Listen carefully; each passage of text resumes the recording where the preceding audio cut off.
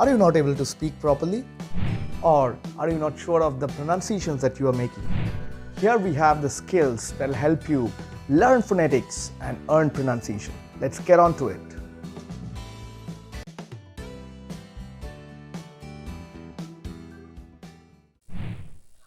So before we start today's session, let's do a quick recap. So last day we have learnt about the importance of pronunciation, phonetics, right? The number of sounds we have in English language, that is 44.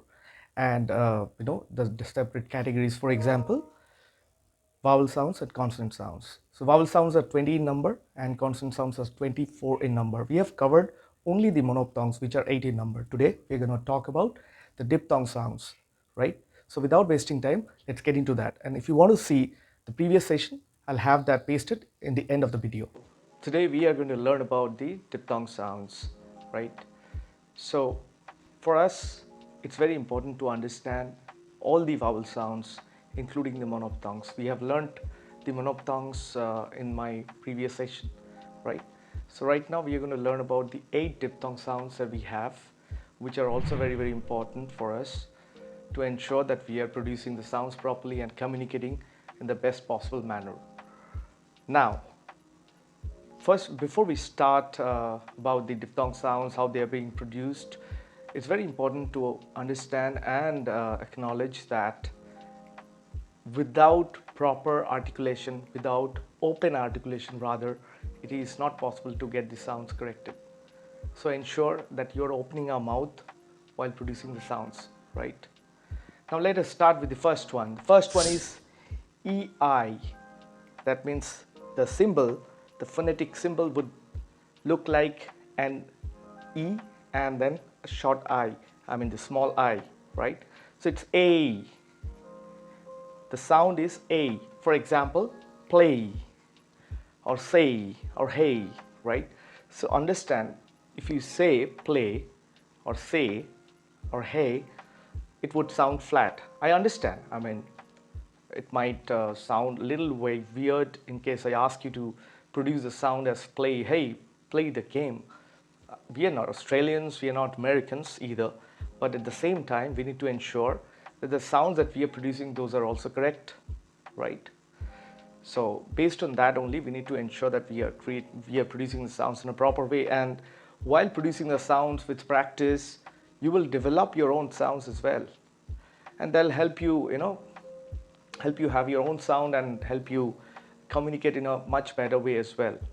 And of course, with the right kind of pronunciation that one must require.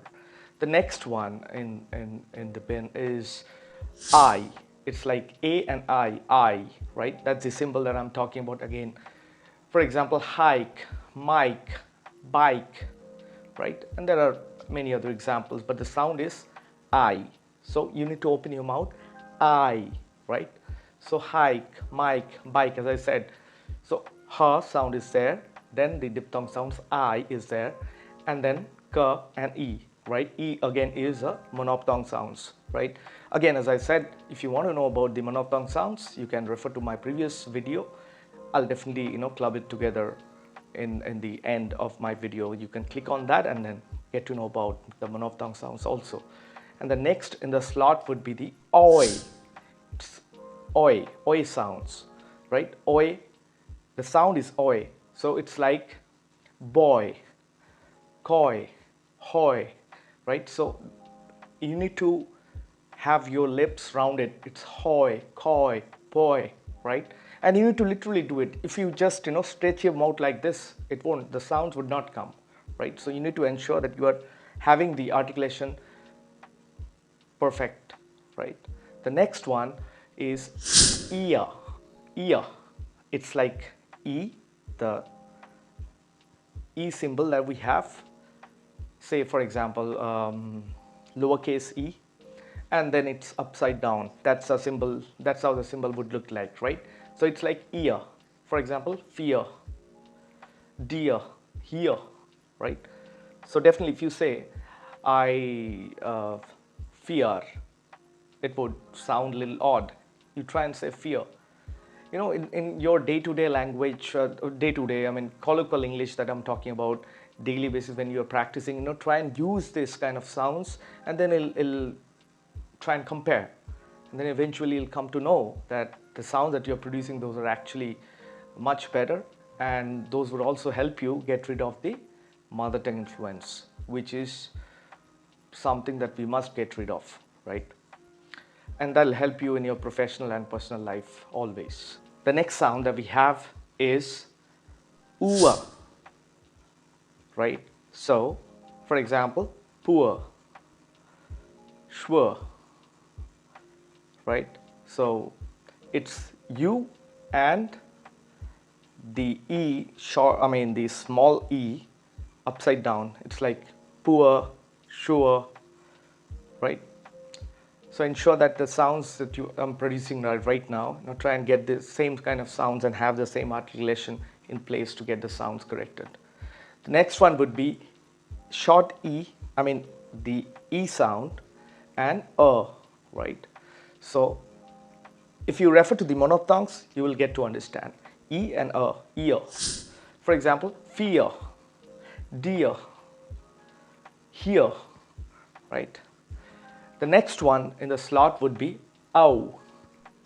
For example, go, show, so, right? Sh and so, again, these sounds you need to be very, very careful about as well, right?